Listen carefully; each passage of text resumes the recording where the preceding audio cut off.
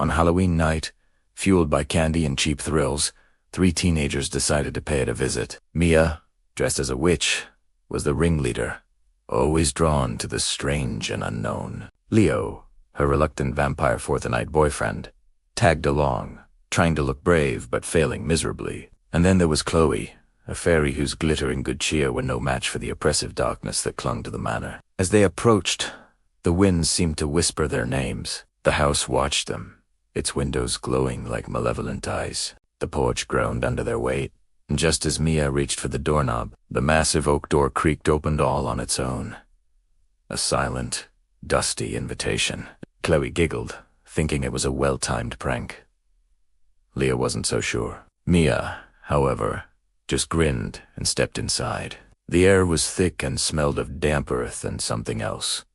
Something sweet and decaying. One by one, they entered the grand foyer. The instant Chloe's sparkly shoe crossed the threshold, the door slammed shut with a deafening boom that shook the entire structure. They were trapped. The Halloween decorations they'd heard about weren't just plastic skeletons and fake cobwebs.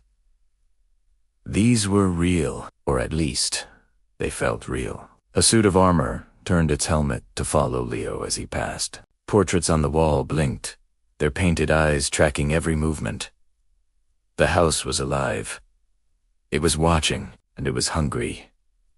Deeper they went, lured by a faint, melodic humming. The hallway seemed to stretch, twisting into an impossible labyrinth. Mia, ever the explorer, chose a door on the left. As she stepped through, the door vanished, leaving a solid, unforgiving wall. Leo and Chloe screamed her name, but only the house's low chuckle answered. Panic set in.